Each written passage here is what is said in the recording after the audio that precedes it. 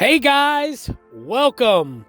TJ here with Dead History, and welcome back to part 2 of our next installment of this Declaration of Independence signer series, as we're taking a look, of course, at George Walton.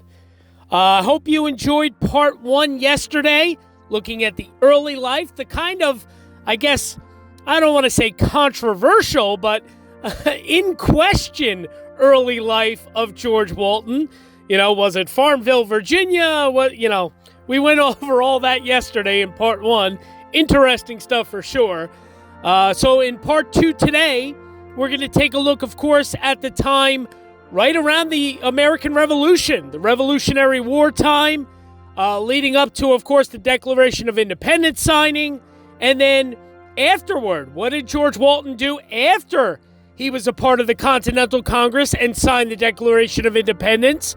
We're going to find all that out today here in this part 2. So before we get into this, first and foremost, let me just say, happy Thanksgiving to everyone. This video is going to be released on Thanksgiving morning, so hopefully you're finding some time maybe throughout the day in between the turkey and the football and the parade and all that good stuff and the festivities. Hopefully you're finding some time to sneak this video in. So a very happy Thanksgiving to you and yours from Henry and myself here at Dead History. And we hope that you guys all have a very wonderful, safe, happy, and healthy Thanksgiving and holiday season. So let's do it. Let's jump right in here to part 2, taking a look at George Walton, our last Georgia signer of the Declaration of Independence, the conclusion of George Walton. Here we go. Now, one last thing I do want to mention, guys, keep in mind, I will be bouncing around a little bit. Of course, I might be repeating some things. I'm going to try not to too much, but you have to remember, I'm reading from several different sources, and sometimes things that I read might go over the same thing, but I'm going to try to obviously limit that. So here we go. Let's take a look here. George Walton became an advocate of the Patriot cause and was elected Secretary of the Georgia Provincial Congress and became President of the Council of Safety. In 1776, he served as a delegate to the Second Continental Congress in Philadelphia, a position that he held until the end of 1778. On July 2nd of 1776, he voted in favor of the Declaration of Independence for Georgia, along with Button Gwinnett and Lyman Hall. During the American Revolutionary War, he was in the battalion of General Robert Howe. On January 9th of 1778, Walton received a commission as colonel of the 1st Georgia Regiment of Militia. During the Battle of Savannah in 1778, George Walton was injured in the battle and taken prisoner. He was hit in the thigh by a musket ball that threw him from his horse. He was subsequently captured by the British, who allowed his wound to heal before sending him to Sunbury Prison, where other colonial prisoners were held. Walton was released under a prisoner exchange in October of 1779. In October of 1779, George Walton was elected governor of Georgia for the first time, a position that he held for only 2 months. So we got into this a little bit yesterday in part 1, and we're going to get into this more in depth, but as I said, he was one of the group which called a meeting at the Liberty Pole at Tondy's Tavern, where the Georgia Provincial Congress began, with George Walton being chosen its first secretary. He was also elected president of the newly formed Council of Safety. In the summer of 1774, he helped organize a series of meetings at Tondy's Tavern, to discuss Georgia's role in the developing revolution. The gathering sparked much debate but little action.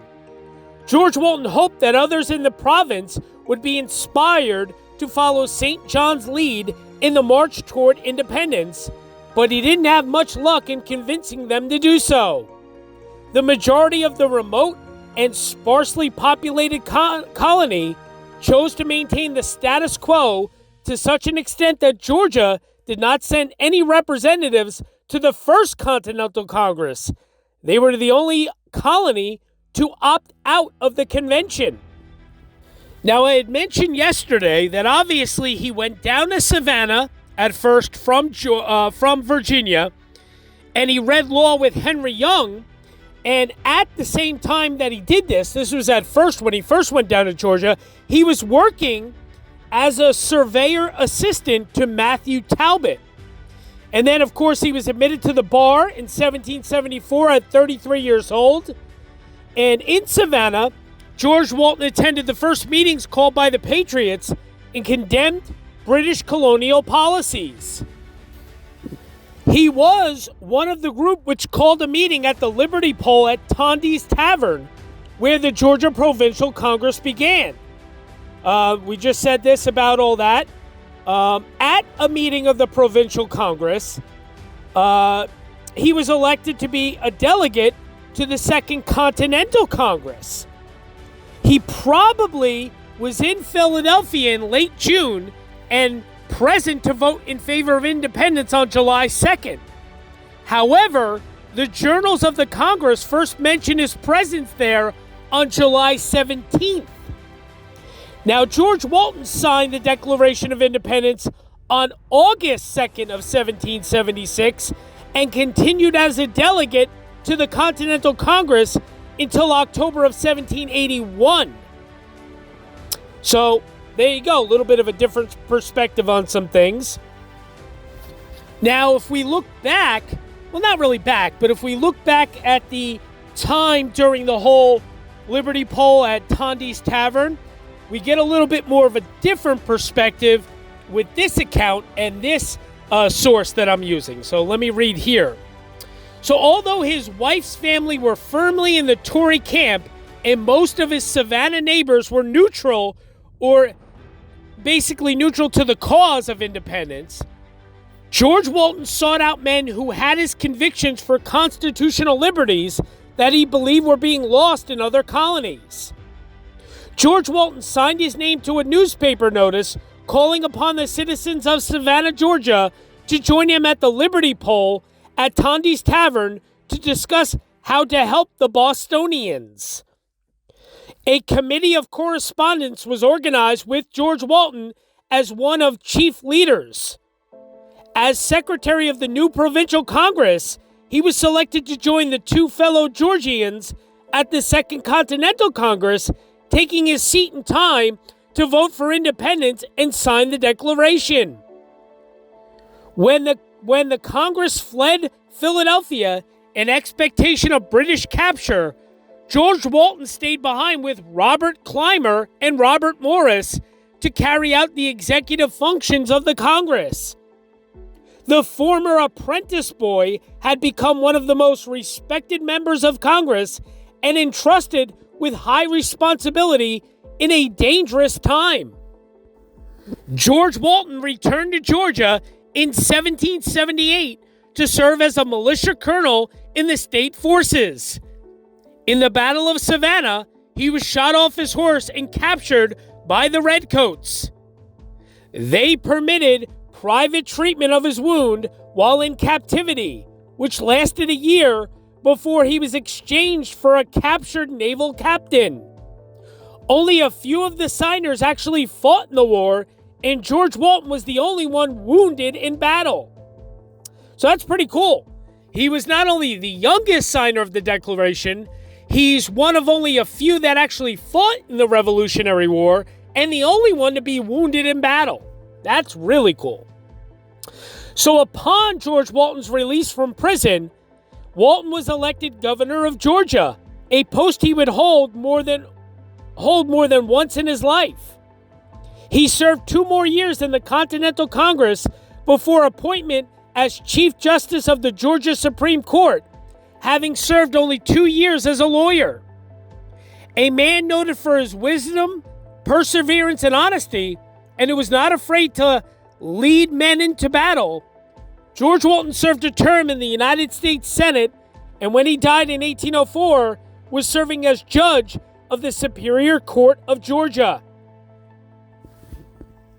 Now, George Walton's elder brother, John Walton, who we did touch on in part 1 a little, was a delegate to the Continental Congress in 1778, and he signed the Articles of Confederation.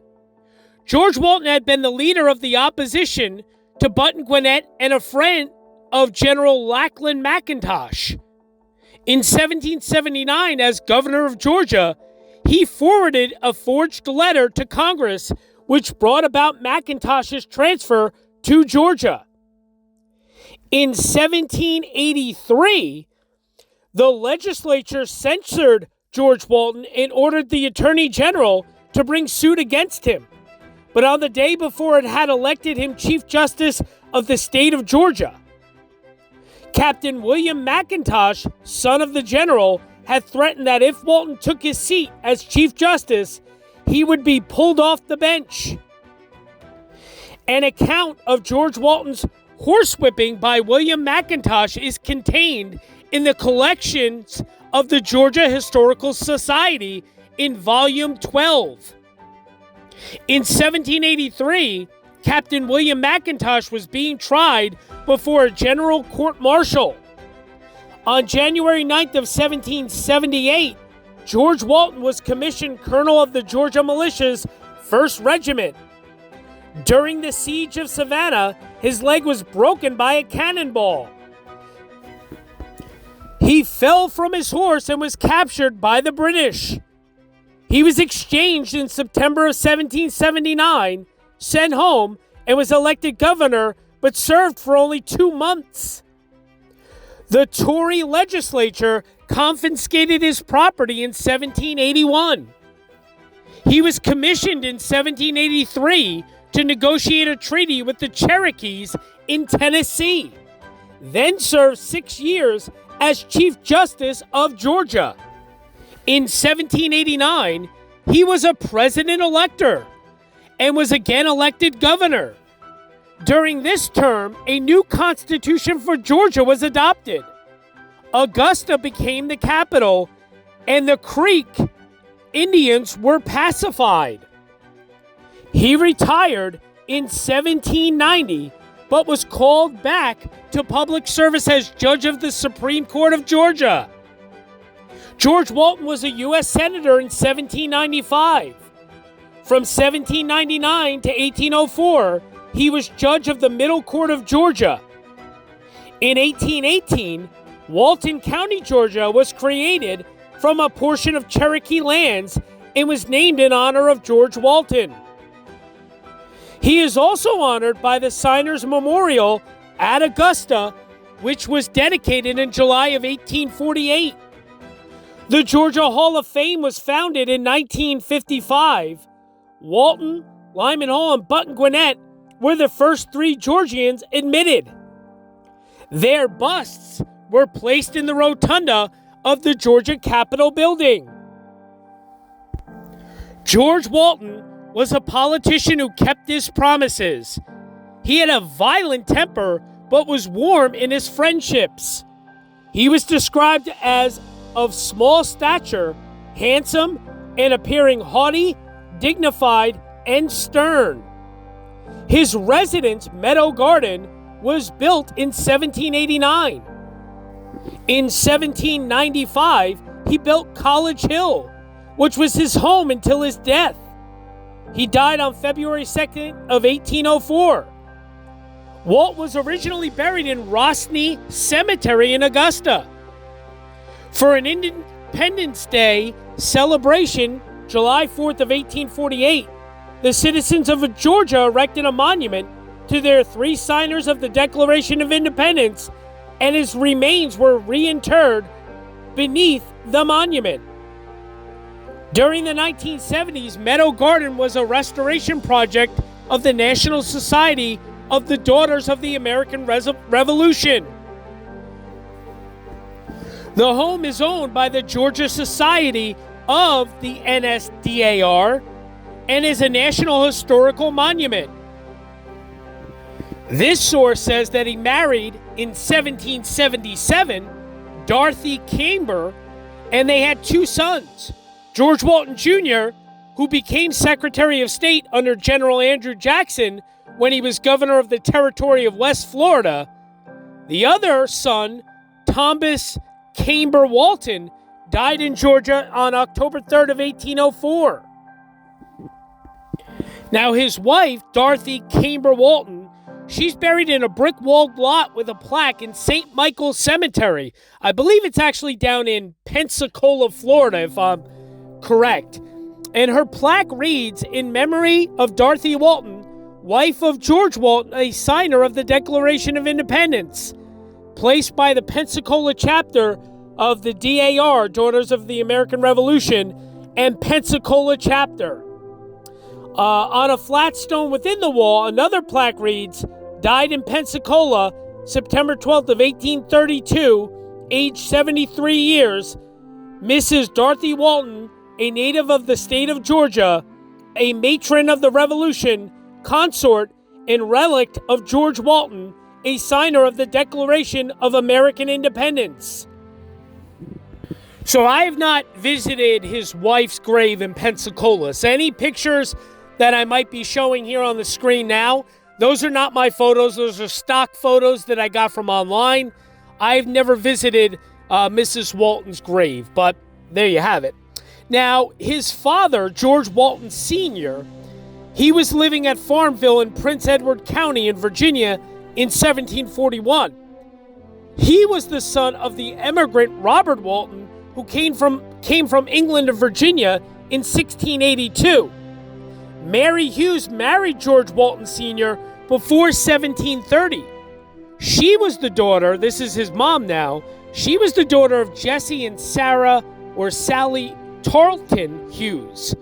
Sally Hughes named Mary, wife of George Walton, in her will, which was proved in Goochland County on May 19th of 1730. Robert Hughes's will, dated July 13th of 1750, was proved in Cumberland County on October 25th of 1752. He names a wife Martha and children, including Mary Walton, second in the list. So, I mean, this is just kind of going a little bit into his family history, which we covered a little bit in part 1, but it just gives you a little bit of a genealogical overview of George Walton's family very briefly there. So again, I'm going to read from another source real quick here. An active patriot, George Walton was largely responsible for shaping Savannah into Georgia's other Whig outpost, the first being Signer Lyman Hall's St. John's Parish, in a predominantly loyalist and non-committal colony. In the summer of 1774, he helped organize a series of meetings at Tondy's Tavern to discuss Georgia's role in the developing revolution. The gathering sparked much debate but little action. We knew this. We already kind of went over that. But once battles started erupting, the fact that America was at war could no longer be ignored. Georgia finally sent some delegates to Philadelphia in 1775, and in 1776, George Walton was elected to go as well. Not considered to be as radical as fellow Georgians Lyman Hall or Button Gwinnett, George Walton nonetheless performed well in Congress and would serve longer than his 2 signer colleagues, finally leaving in 1781 only because he felt he had to fight in the militia. George Walton looked a bit like a ponytailed Augustus Gloop, with a baby face that belied his reputed impatience with opinions that differed from his own. As evidenced by the wide range of dates given for Walton's birth, there is clearly still some confusion surrounding his birthday. If one is inclined to believe the account of signer Benjamin Rush, the self-appointed scribe for Congress, George Walton, not Rutledge, was the youngest signer. Rush writes, he was the youngest member of Congress, not being quite 3 and 20 when he signed the Declaration of Independence. So, thanks to Rush, we can add 1753 to the list of birth date candidates. But lacking additional proof, the honor of the youngest signer must stay with South Carolina's Edward Rutledge. Now, again, I guess it depends on what account you listen to, but from everything I read, it says that Walton was the youngest signer. George Walton left Congress in 1778 to fight as a colonel in the militia. He was shot and fell from his horse in the siege of Savannah. His troops scattered, and Walton was immediately captured by the British. He was treated with kindness by the ranking officer, who granted him parole so he could seek private medical care for the wound in his thigh. Once he was sufficiently healed, he was rounded up and tossed in a Sunbury, Georgia jail. It's possible that George Walton, a colonel and a signer, was considered a plum prisoner, the perfect bargaining chip to exchange for a high-ranking British officer. He was held prisoner for close to a year while his captors waited for the right moment to play their hand. The British had wanted a brigadier general released in exchange for Walton, but settled for a naval captain in the end. Another founding father, gout sufferer, George Walton, was left with a limp from his war injury, in addition to the excruciatingly tender, aching feet that are common with gout. George Walton didn't let his pain slow him down, though. In his post-Congress life, he served as Georgia's Chief Justice, Governor, and U.S. Senator, among other judicial posts. He was also a trustee of Franklin College, which would become the University of Georgia. In 1790, he built a cottage called Meadow Green in Augusta, but 5 years later moved to a county estate called College Hill on the outskirts of town. He died there in 1804 and was buried in Rosny Cemetery in Augusta. His remains were later reinterred beneath a monument in the signer's honor on the grounds of the courthouse in Augusta. Another brief account: he quickly made a name for himself as a patriot, being repeatedly elected to Congress between 1776 and 1781, although frequently unable to attend the sessions in distant Philadelphia. One of the low points in Walton's life was the fall of Savannah in 1778. Present as a colonel of militia, he was wounded during the battle for the city and captured by the British. Lieutenant Colonel Campbell, the victorious commander, treated him courteously, allowing him to give his parole until he recovered from his wounds. And afterwards, Campbell tried a little bargaining for his prized prisoner.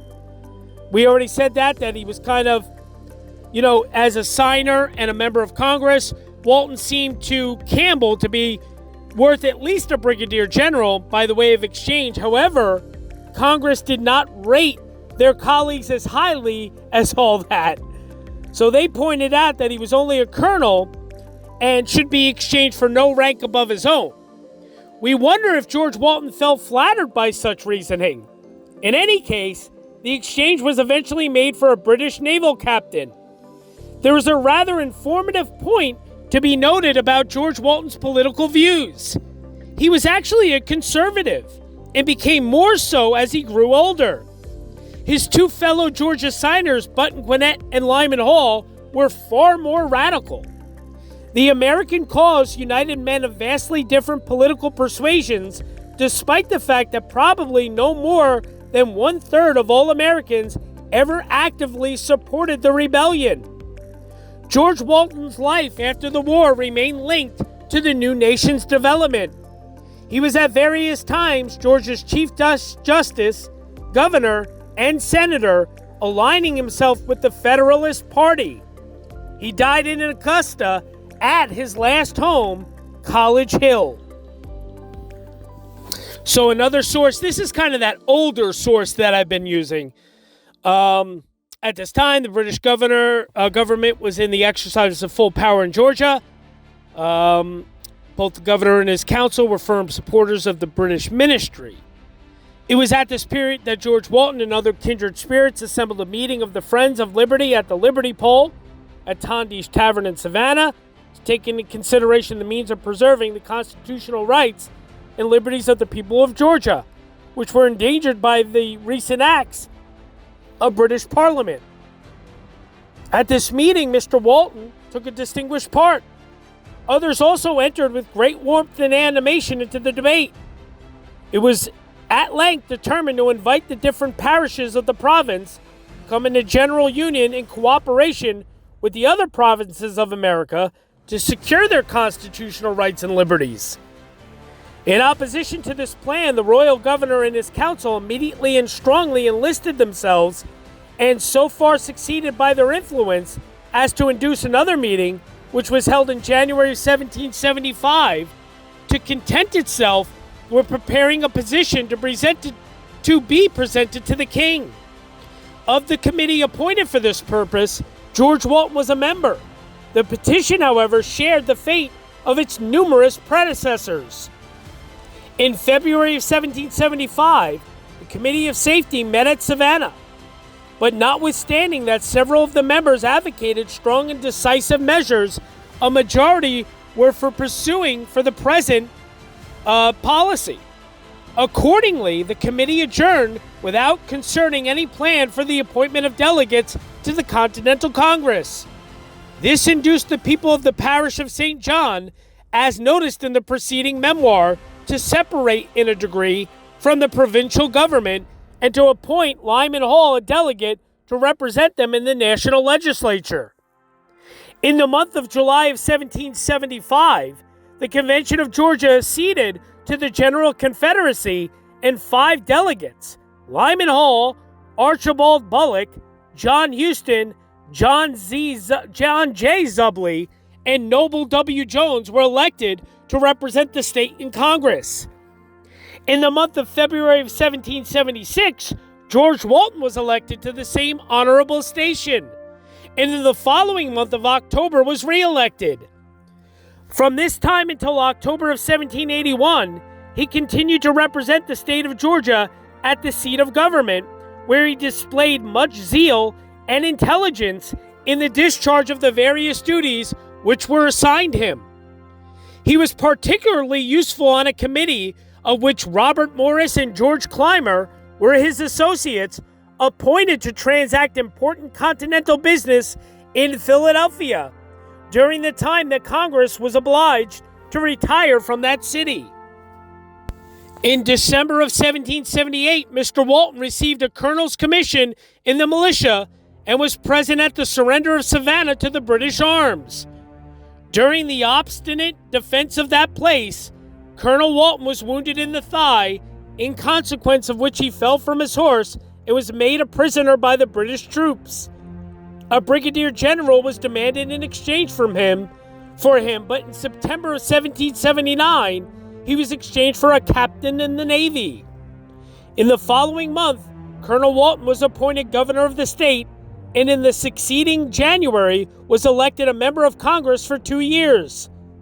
The subsequent life of George Walton was filled up in the discharge of the most respectable offices within the gift of the state. In what manner he was appreciated by the people of Georgia may be learnt from the fact that he was at 6 different times elected a representative to Congress, twice appointed governor of the state, once a senator of the United States, and at 4 different periods a judge of the superior courts, which last office he held for 15 years and until the time of his death. It may be gathered from the preceding pages respecting George Walton that he was no ordinary man. He rose into distinction by the force of his native powers.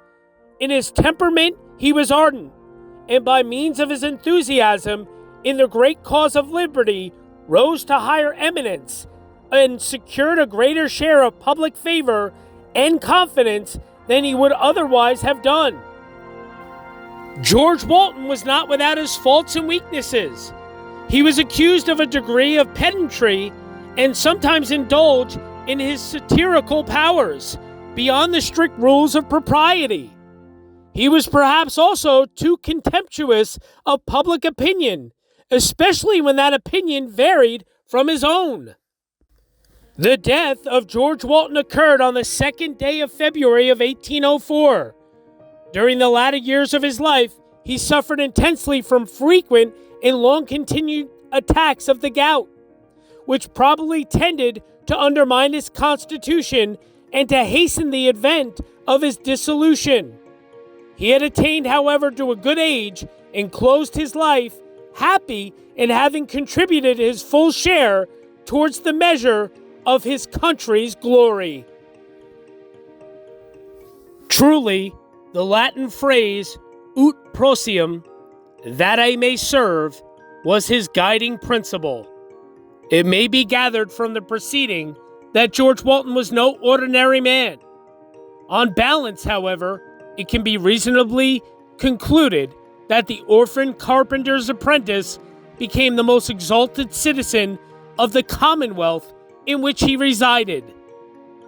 George Walton married Dorothy Kamer in Savannah in September of 1778, and she lived on to 1832 and died in Pensacola, Florida. They had two sons, Thomas Kamer, born 1782, and died unmarried before his father in 1803.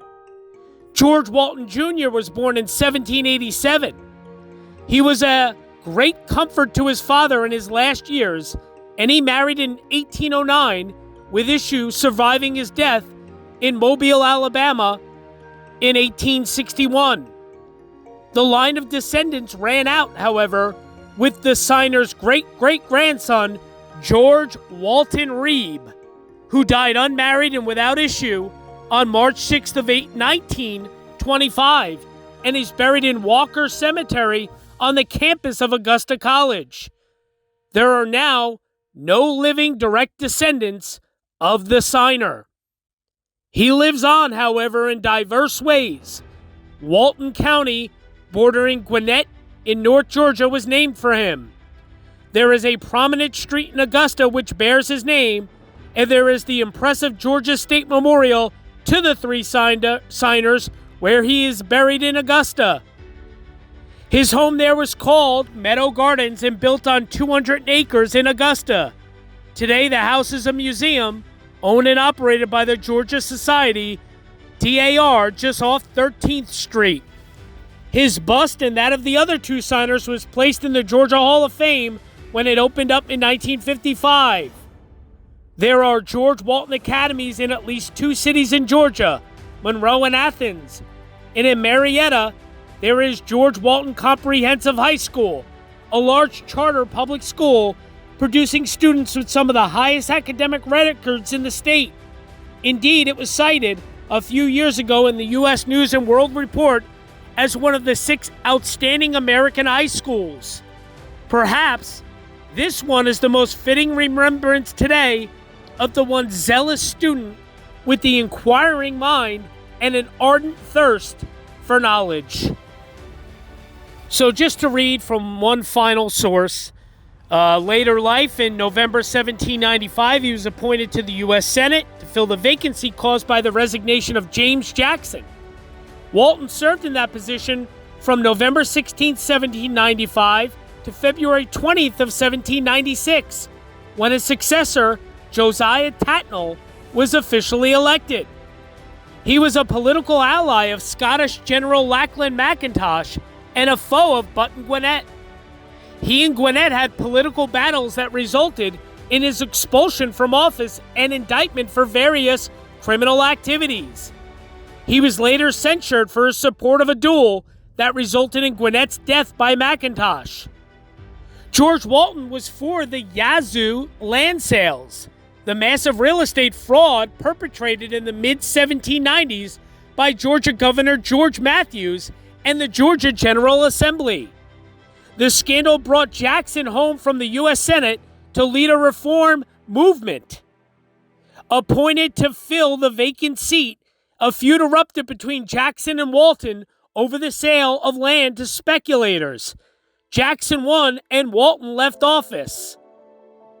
In 1788, Alexander McGillivray and other Creek Indian leaders met with Georgia leaders at Rock Landing, but the meeting failed to result in a peace treaty.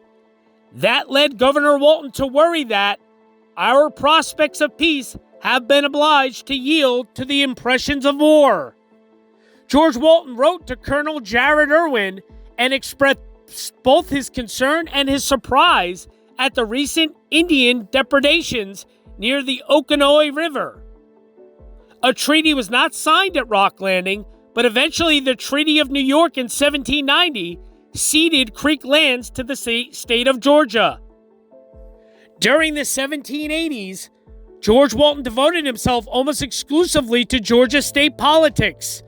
He served as Chief Justice, Commissioner to negotiate a treaty with the Cherokee in 1783, member of the Augusta Board of Commissions, and that was in 1784 and 1785, and commissioner to settle the border dispute between South Carolina and Georgia in 1786. He was elected as a delegate to the Constitutional Convention in 1787, but he declined since his commitments at the state level occupied his time to the exclusion of all else. In 1789, he was a presidential elector and served at the state convention to adopt a new constitution. Walton was elected to a second term as governor in 1789 and served for 1 year.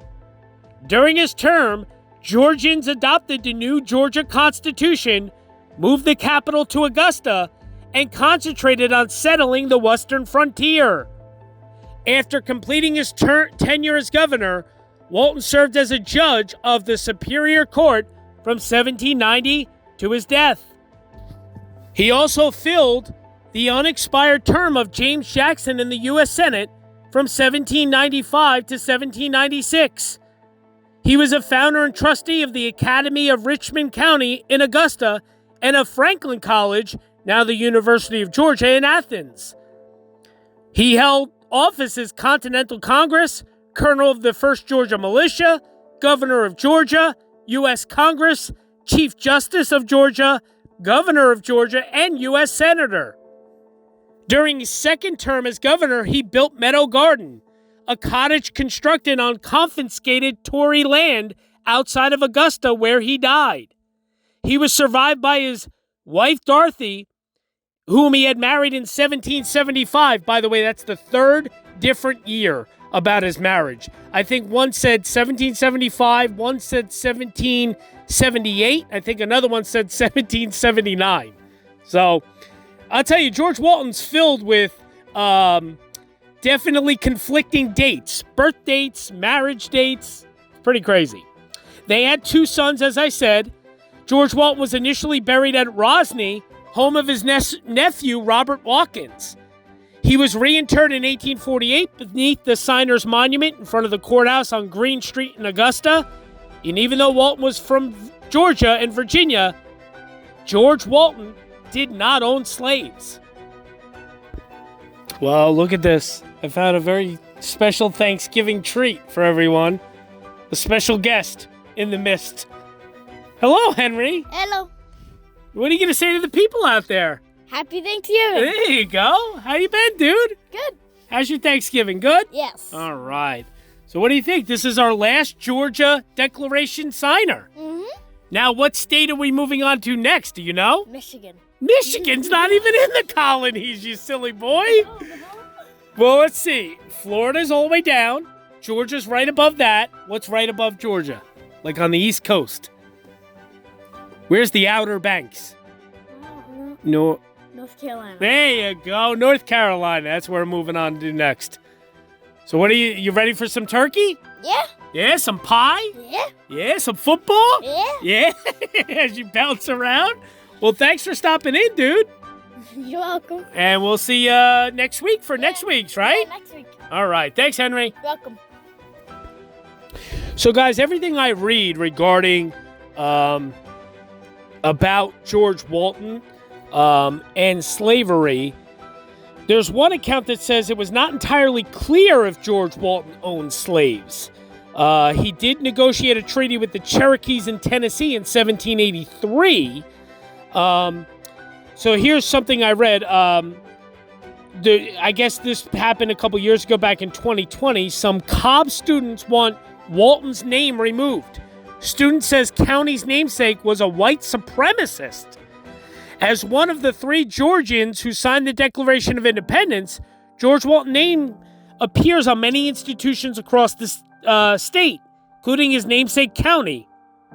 There's also one of the largest high schools in the state, Walton High in Cobb County.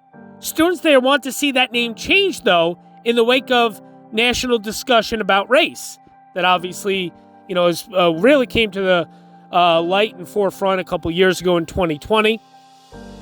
Walt was a native of Georgia. We know all this. Soon he became involved with the Continental Patriot Party. Now, Walton served 3 terms as Superior Court judge. Here is what we know.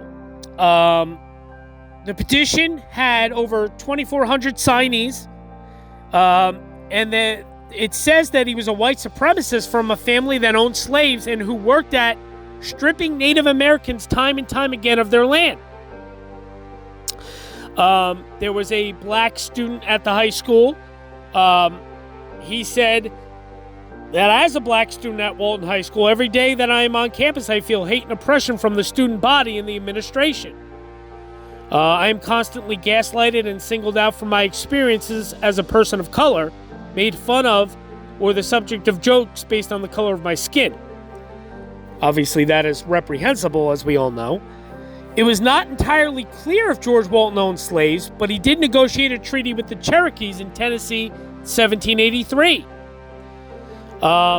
So, it's very unclear.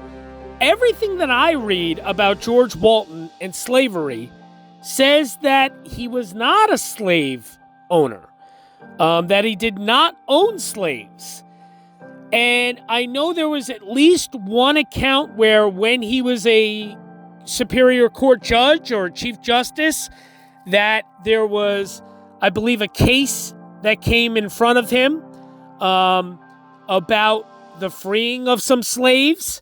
But I am not exactly sure what the outcome of that was. I'm sure you can look it up more.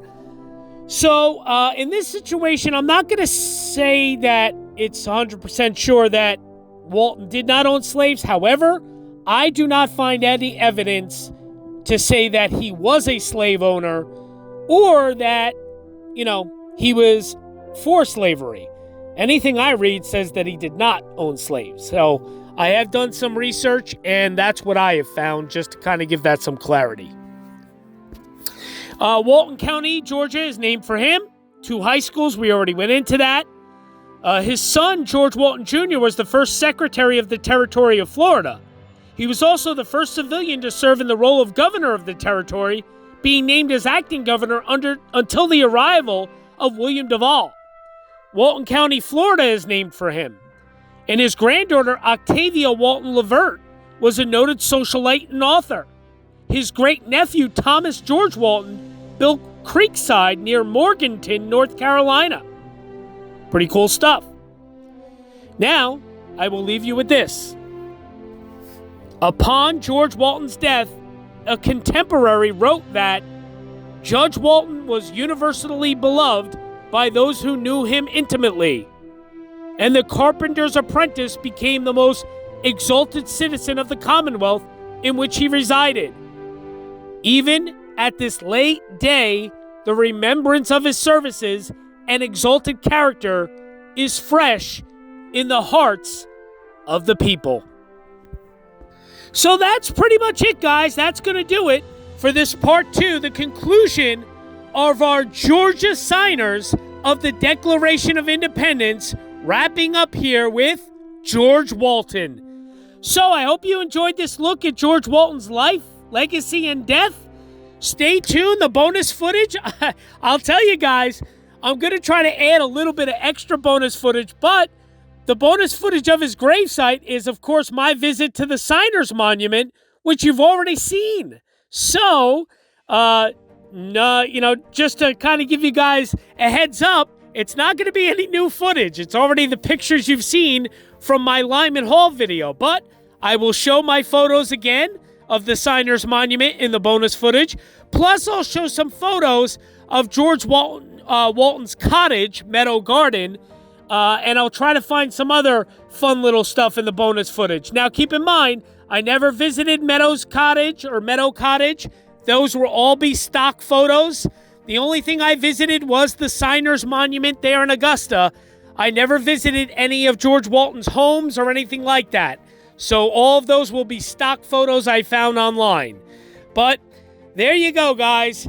Next week, we move on to the North Carolina Declaration of Independence signers. Hope you enjoyed this. Happy Thanksgiving to everyone. Thank you for everything. Thank you for the subscribes, the likes, the comments, all of it. We really appreciate you guys. Stay tuned for some bonus footage, and we will see you next week to start off North Carolina. Thanks, guys. See you next week. Bye-bye.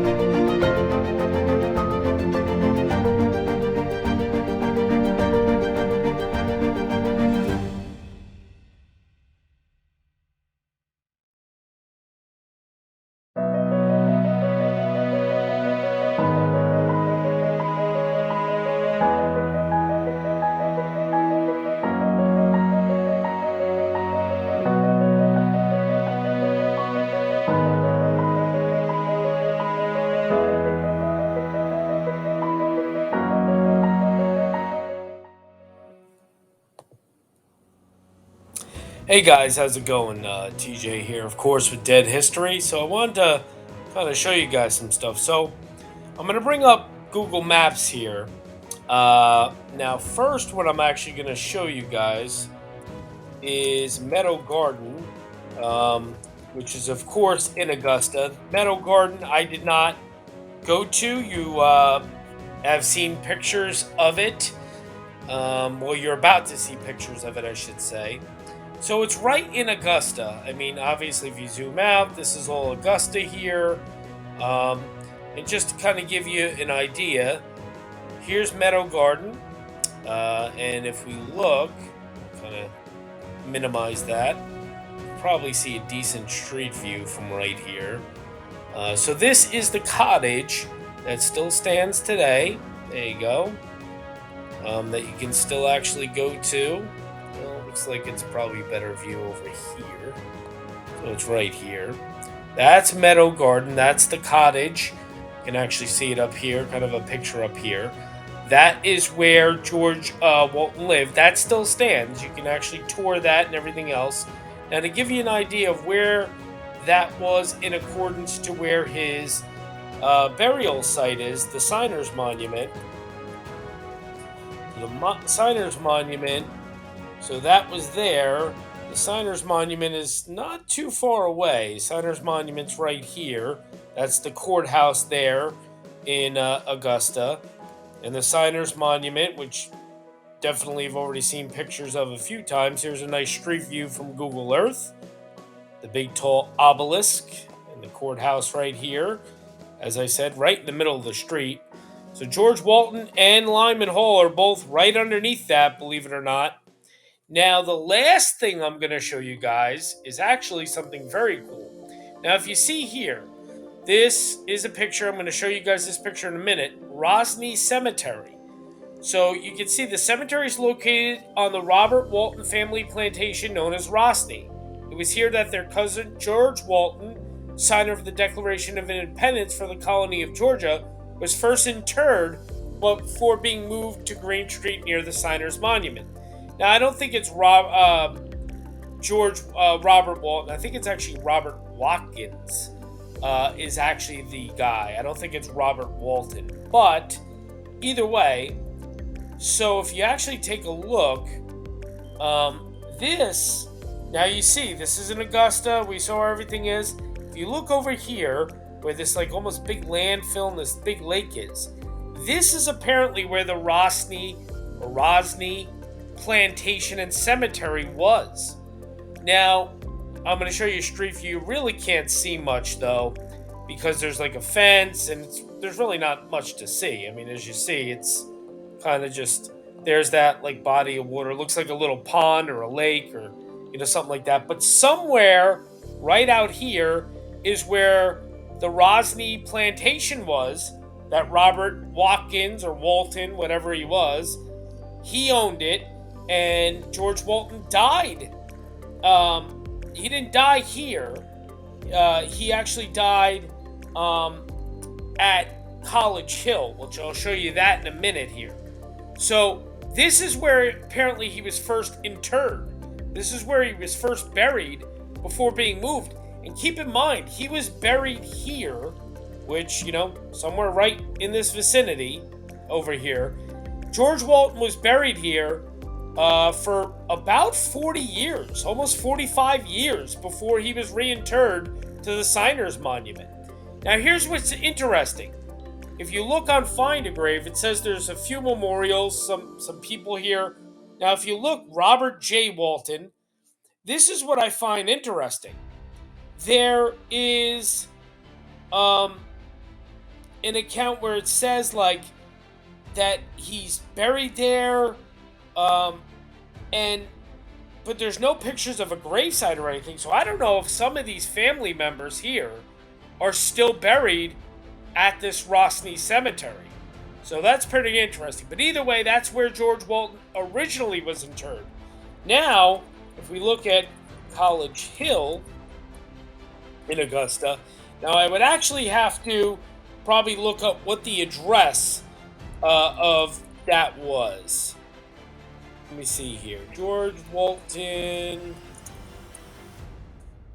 home, College Hill. So let's see. This, I'm going to show you guys a picture of this in a minute. So it's 2216 Wrightsboro Road. Let's see what we got. 2216 here we go, Wrightsboro Road. This still stands today, College Hill, but it's not open to the public. Now, this was George Walton's home, and this is where he died. So he died at College Hill, which is not there. It's definitely not that one.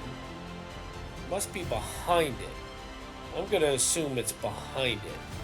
Let's see if we can get a better view here. Wrightsboro Road. Maybe go here would be best. Let's see if we can go here and see it. Nope, that's definitely not it, because I've seen pictures of it. So maybe here on this street view. Whoop, my bad, guys. Let's take a look. This will be kind of our last chance to see. I think maybe, yeah, it's not this one, but maybe behind this somewhere. Maybe you just can't see it really from any sort of street view. But that is, now this is Wrightsboro Road. Let's see. Can we see it here? Can we see it here? No, I don't think so. I don't think it's really accessible to see anywhere from the road. I could be wrong, but I'm not seeing where it's accessible from the road. That's definitely not it, at least from pictures that I see. So either way, it sits back here. That, where that marker is, that is where College Hill is, where George Walton lived, and that's where he died. So that's where he died, and we saw his other cottage, Meadow Cottage, and then we saw, of course, where he was originally interred. So pretty interesting stuff. I wanted to show you guys that because I found that pretty cool. So thanks so much.